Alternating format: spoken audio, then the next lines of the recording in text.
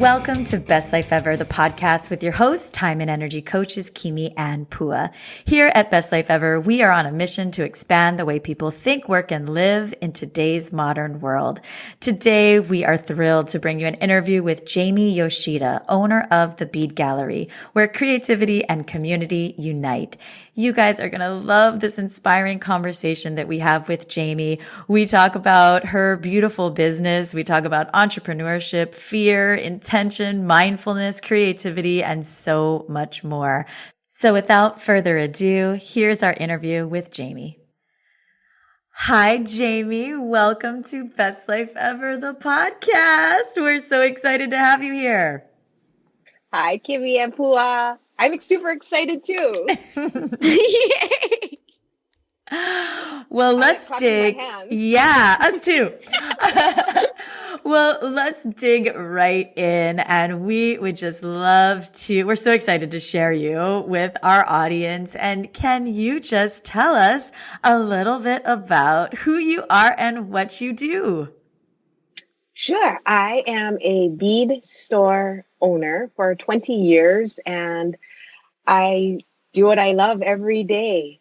That it does come with its share of challenges, overwhelm, and surprises. And some days I really don't like it, and some days I really do. But I feel really fortunate that I have learned how to trust my heart to guide me through the last 20 years and not give up, not let anything get in my way. And it's really taught me how to be unstoppable in so many ways that I can use it in a personal way. Because I feel like my business of selling beads, of teaching people, of making jewelry and designing is one aspect of who I am. And the other part is, the person who goes home, who's a daughter, a sister, a girlfriend. And that part has really had to learn. It's almost like it's two different people living in my body, has to learn how to follow that discipline, that energy, that motivation, that sometimes it just doesn't translate to each other. But I'm learning. It's 20 years and I'm still learning. Wow, I love that. And I feel like that's something that we all kind of don't acknowledge, but is present for everybody, right? Like there's all these hats that we wear. And it's really cool to hear you as a business owner say, I do what I love. And I love it some days and I don't like it some days. Because I think a lot of people say like, I'm doing what I love, but it's hard. Is it supposed to be hard? And, it's such a good advice to just follow your heart and go with the flow and know that you never stop learning. It's so awesome. And you're so much more than just a bead gallery owner. You really infuse like great energy and empowerment into the work that you do and teaching people how to make jewelry and guiding them through your store. And I'm just so curious, what about this store and this lifestyle drew you to wanting to become the owner of the Bead Gallery? It started with a friend of mine. Her mom was a realtor and I taught her how to bead and it transformed her. She was a stressed out lady, always doing stuff. And then I showed her how to do some beading and she was addicted. Like she wanted to learn more and more. I would go over to their house and one day she's like, Jamie, and I was 26. She's like, what are you going to do with the rest of your life? And I was like, oh, I don't know. Cause I was just doing jewelry as a hobby at that point. And she's like, well, why don't you open a bead store? Or why don't you do something with jewelry? And at that time, I was a glass bead maker. And so I had learned how to do lamp working, which is melting glass over a flame and making beads. I was self-taught at that point because it wasn't a popular thing. And remember, when I was 26, there was no internet. It was still dial-up and, there was no internet the way we know it now. And so there wasn't access to information. So I had woken up one morning and I was like, I need to touch hot glass. So I called UH and I was like, how do I do hot glass? And they told me, well, you have to go back to school, to major in it. I was like, oh, I don't think I can do that because I already finished school. I don't think I, want to pursue my passion to getting a degree. And so the head of glass, Rick Mills, had told me, there's a woman on the North Shore who does fusing. He's like, give her a call and maybe she can give you some tips.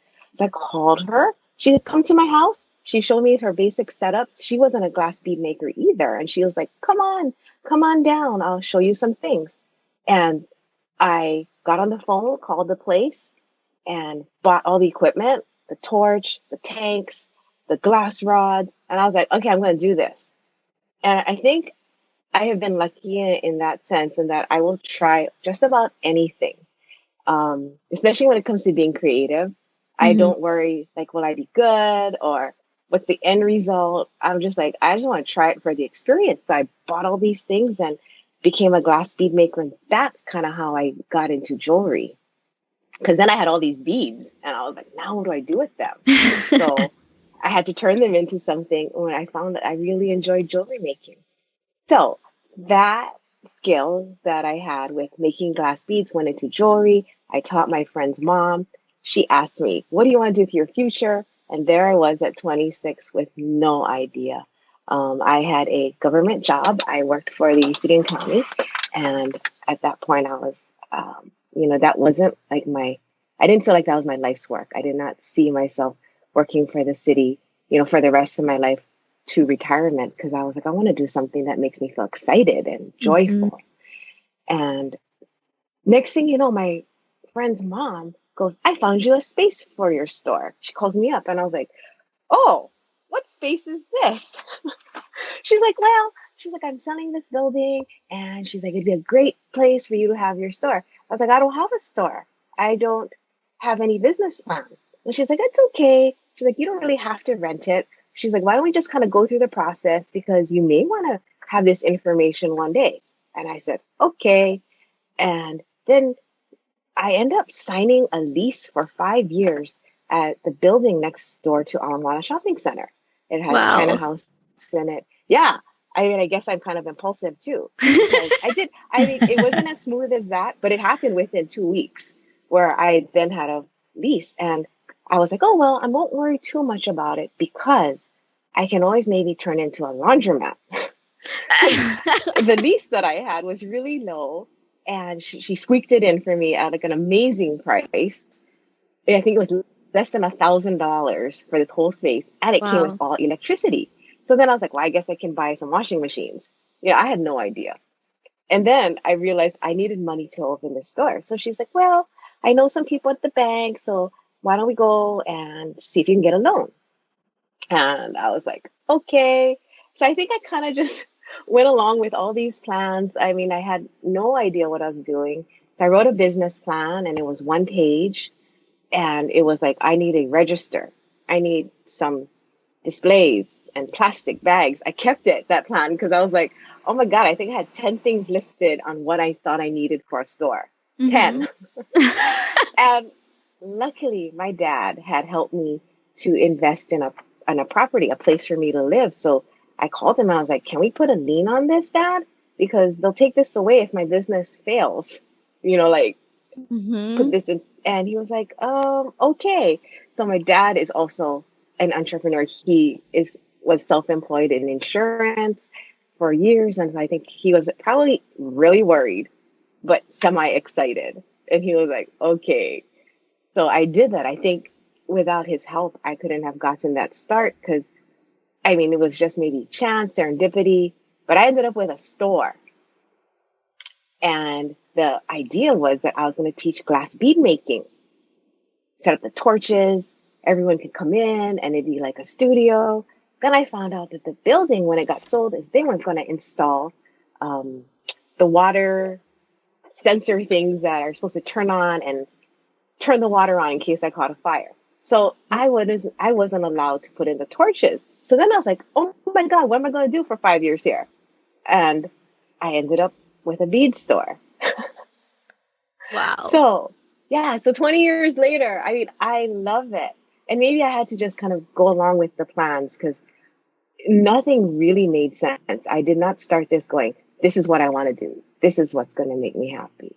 As you can tell, my story sounds kind of like, what was this girl doing? Like, I think if anyone told me that, I would be like, what?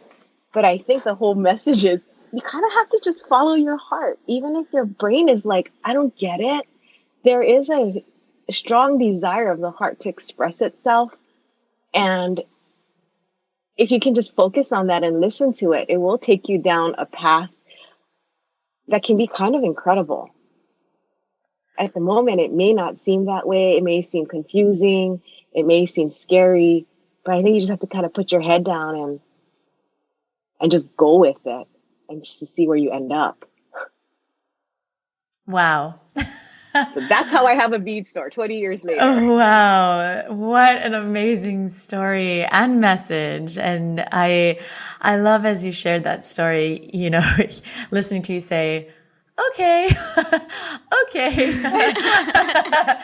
All right. And that feeling of just like listening to your heart and following and, trusting and leaning into the confusion and leaning into the resistance that you came across and trusting that that was guiding you to what was meant to be.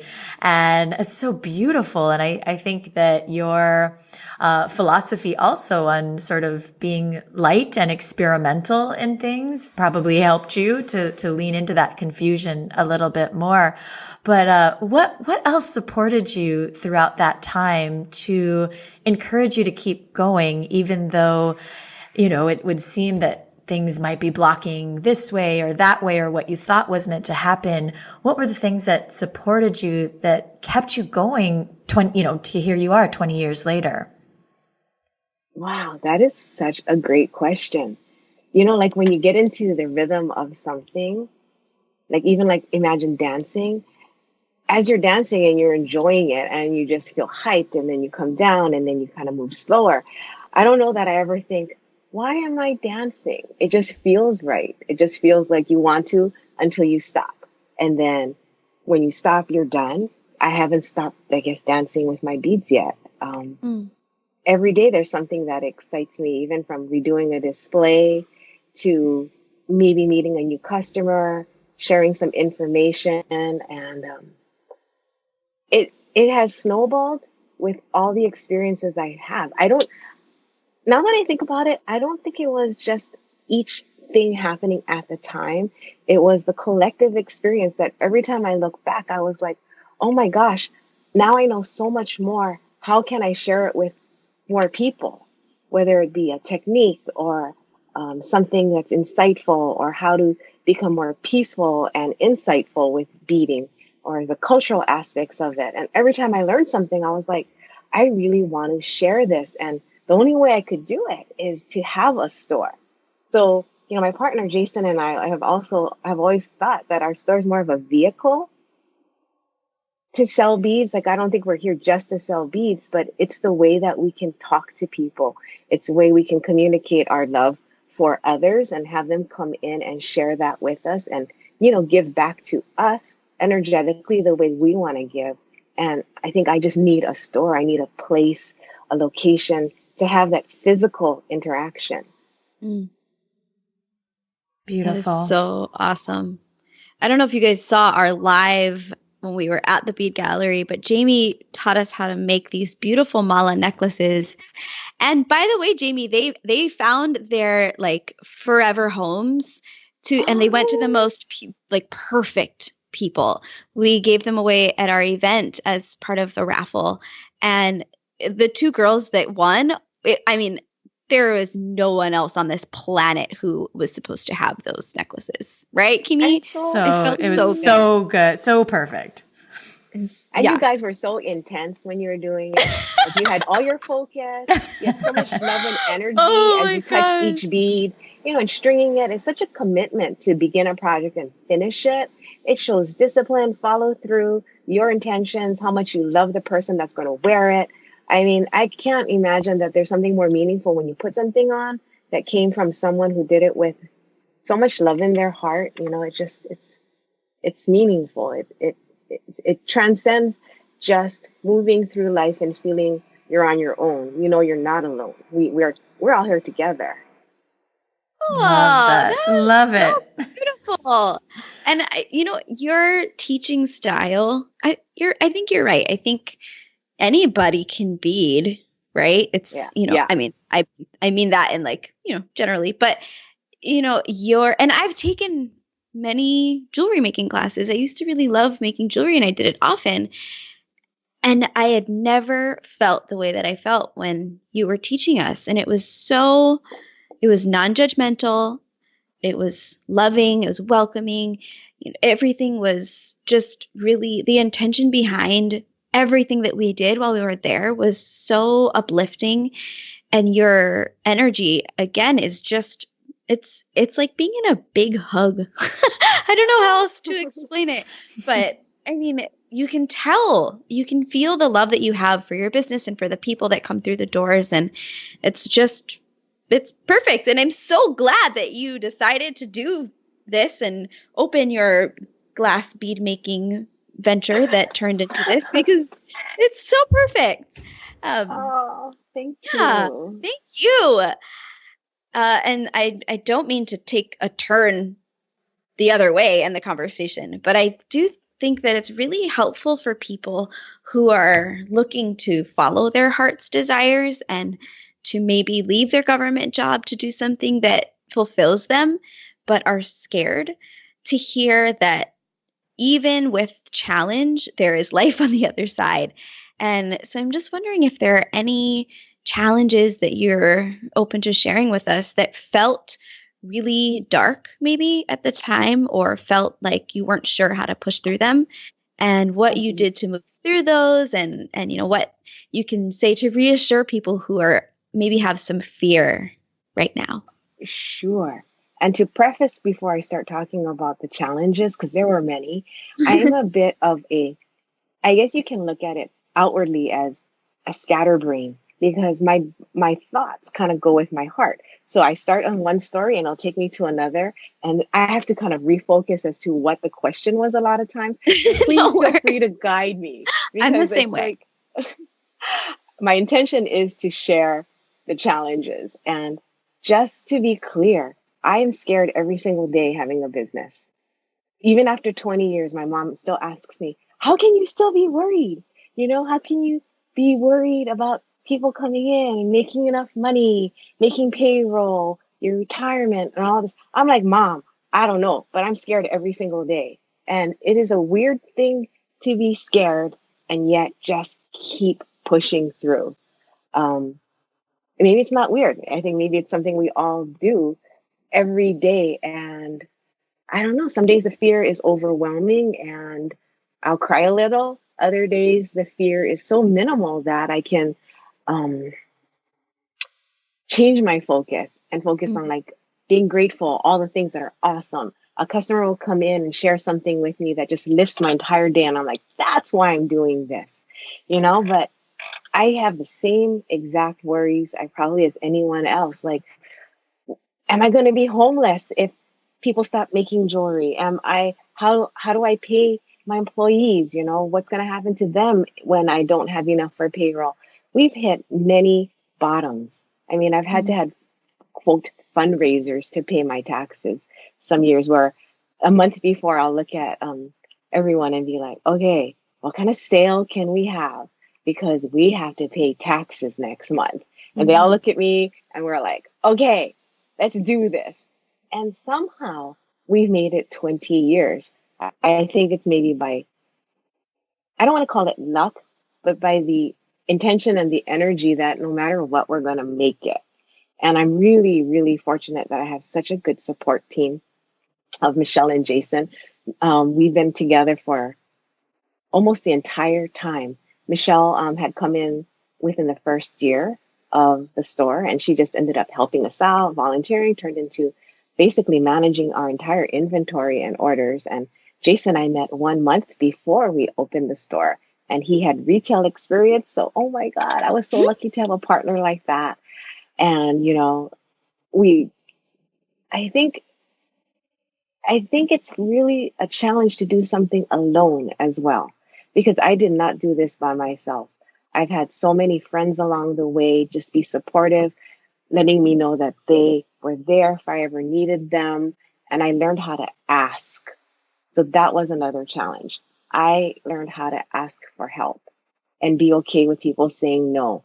Asking even like, would you mind wiping that table down for me? Would you mind counting these beads for me?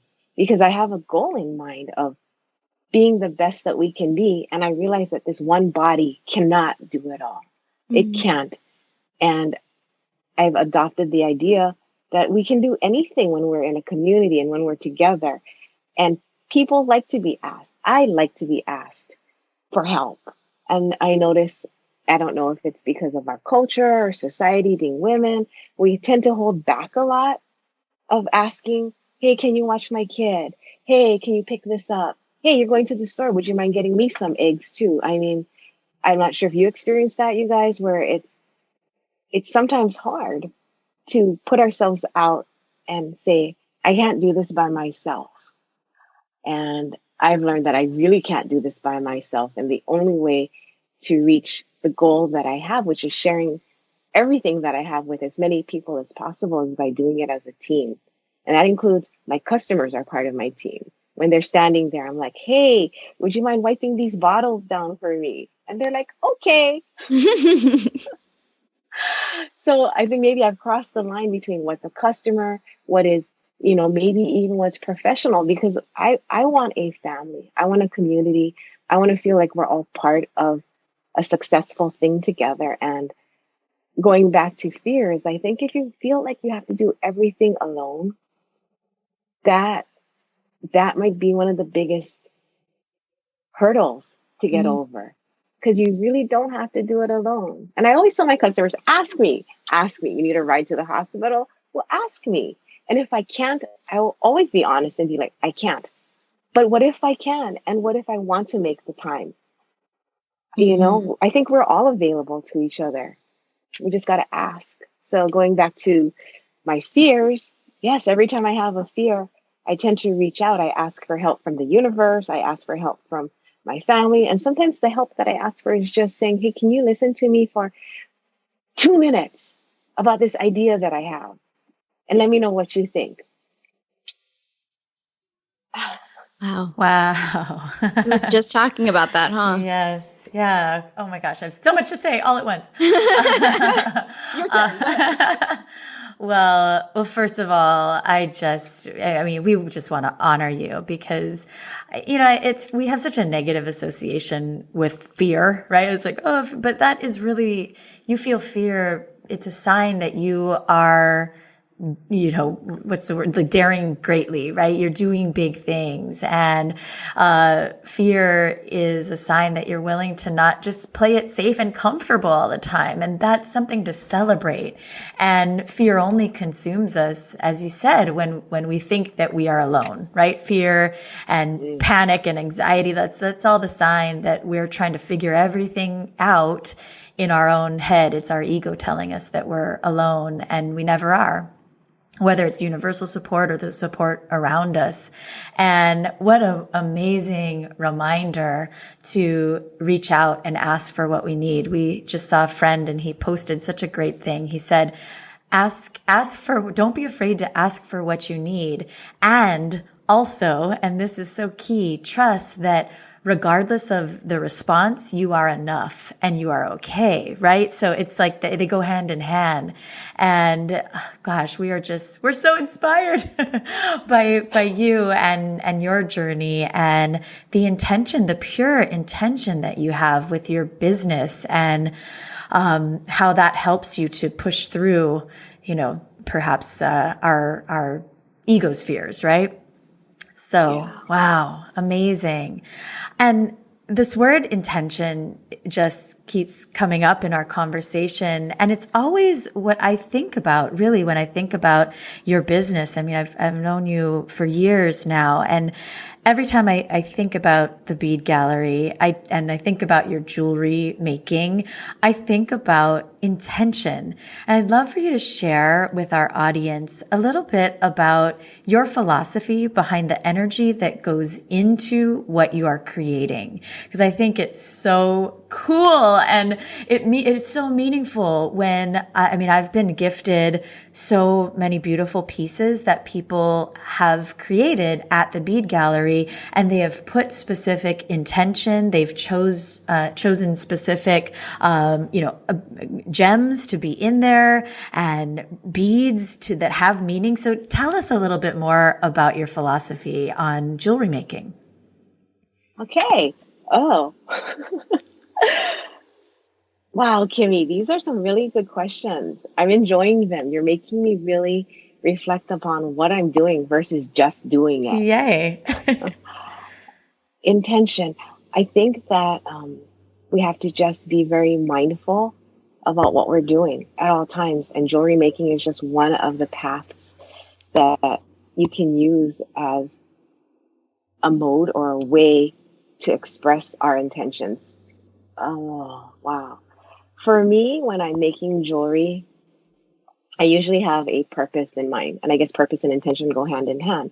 A purpose of it being functional, of it being something about self expression, or just a way to emote when I'm creating, whether it be using colors and the therapy of colors to ground or to express growth, whether it be using symbols, hearts to remind myself that I'm loved, or even, oh my gosh, I think I have to jump in and talk about symbolism because I think that'll help explain what I think about intention. Yes, Symbols please. and colors are such a huge um, part of how we recognize each other, how we recognize what we're feeling at that moment, or what we are missing, or what we need. I think one of the reasons why we like hearts, stars, eternity symbols, the Buddha, Om, is in each one, it reminds us what we need to focus on when love is important to you, or it's missing, or it's something that you want to work on. I think that you have a heart symbol, whether it be on your clothes or a poster, and you see it, it reminds you to put that back to the forefront of whatever it is you're doing that day.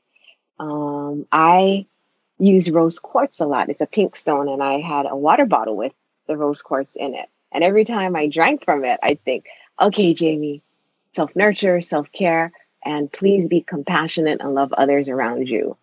Or I would wear black to work, black beads, black tourmaline.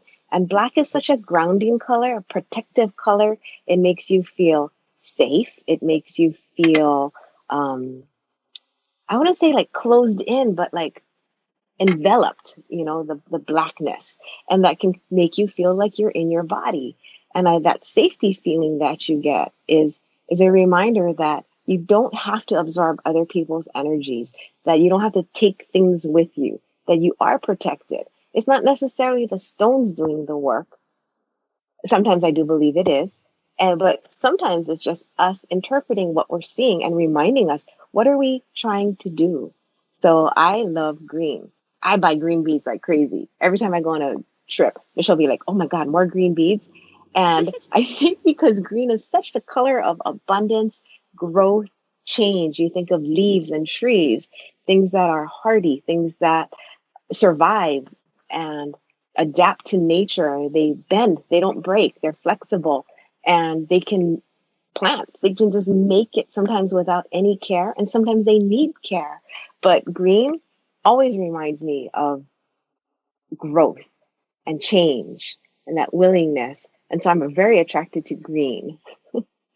So I think that when we talk about intention, whatever that energy is we're putting into jewelry, in my case, is it's really brought on by colors, symbols, or just an idea or a feeling of what we want to put on our body as adornment, what we want to put on someone else's body as adornment. So they have a way to express who they are. They can tell their story non-verbally.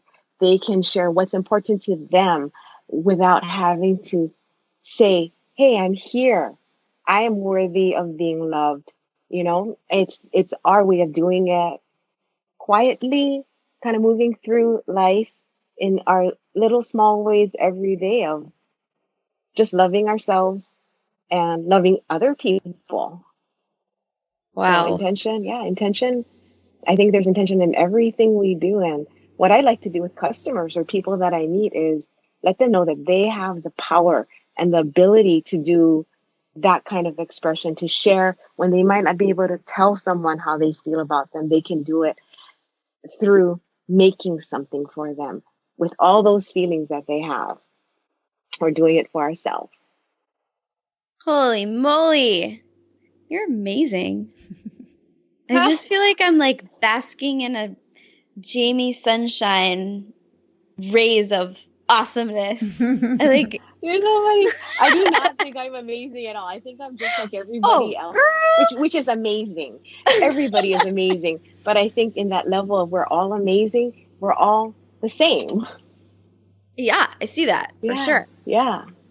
And I love that you put like a tangible, so there's like this thing that I, as someone who grew up like seeing things very black and white and trying to grasp the idea of energy. And I feel that I've come a long way, but like, you know, I'm like, do stones have energy? Is this the thing? Like, did Masaru Emoto, that's the water guy, right?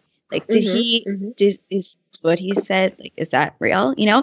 And these days, I totally believe it. And I love that you said maybe it's not the actual stone, or maybe it is, but just you understanding the intention behind what that stone represents is enough, right?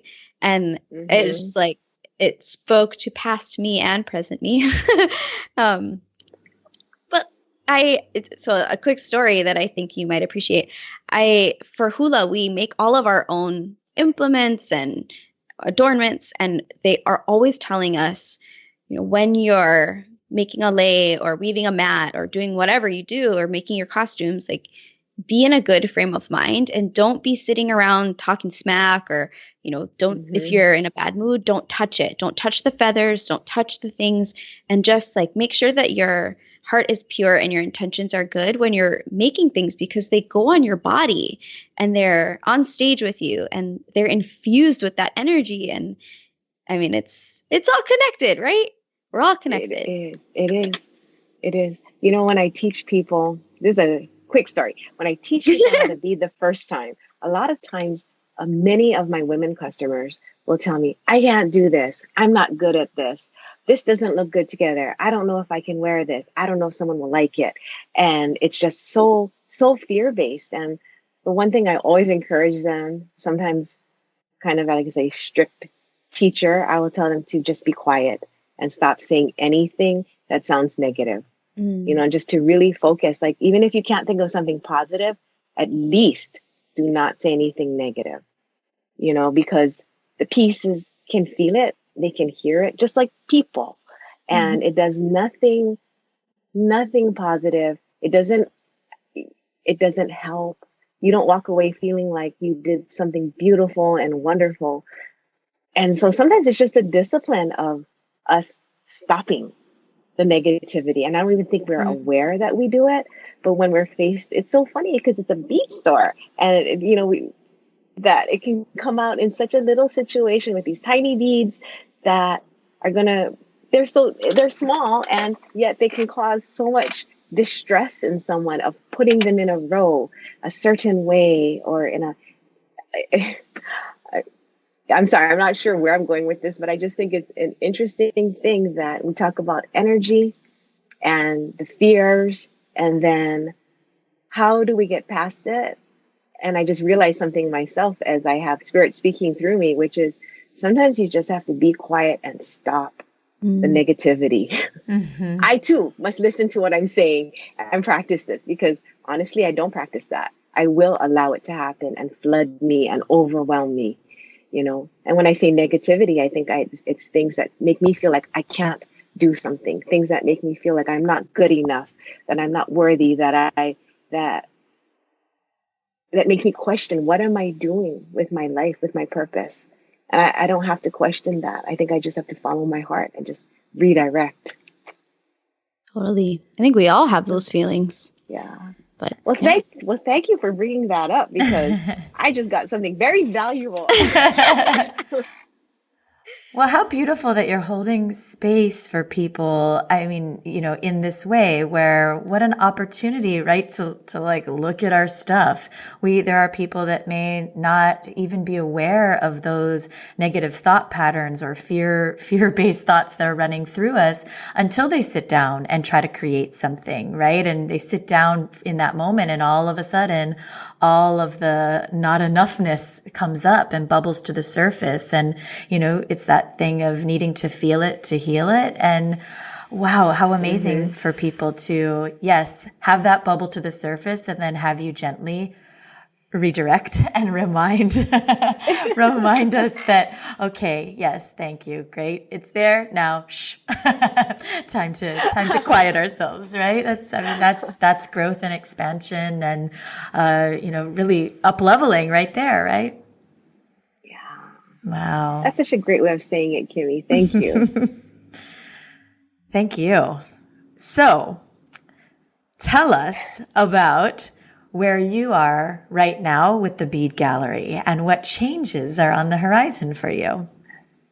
Well, in year 20, we are looking forward to a fourth move of our business. We are looking for a space, and gosh, there's so many options at this point of leasing, of just moving temporarily, of making our website be more dominant, of buying a place, and it's amazing because, like I said, I experience fear all the time. So each option, I'm like, oh my God, what do I do? How do I decide? How do I not pick the one that's going to ruin the business and put us out of business after 20 years? What if I pick the wrong space? What if nobody likes it? What if it floods? Trust me, I mean, I probably have the same worries as anybody else when it comes to moving or a change of life. It's that, what am I going to do? And it's overwhelming. But yesterday I was feeling overwhelmed, and I think this was probably day 6 of being overwhelmed. And I was like, I cannot continue like this because I don't feel grounded. I don't feel like I'm in my body. I feel crazy. Like I don't feel like I even can have a full conversation with someone and be present, much less myself. And what I felt going along with all of this is, what would make me happy?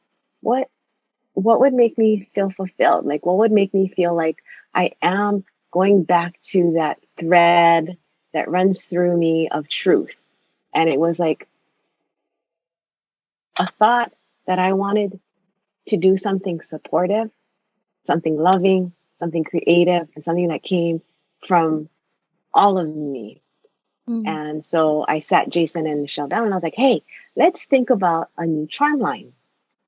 Something that connects us to being from Hawaii, something that connects us to being meaningful and being here. And we came up, this is at the end of the day, and they both want to go home. And I'm so lucky that they tolerate all of my last minute, hey, I have an idea.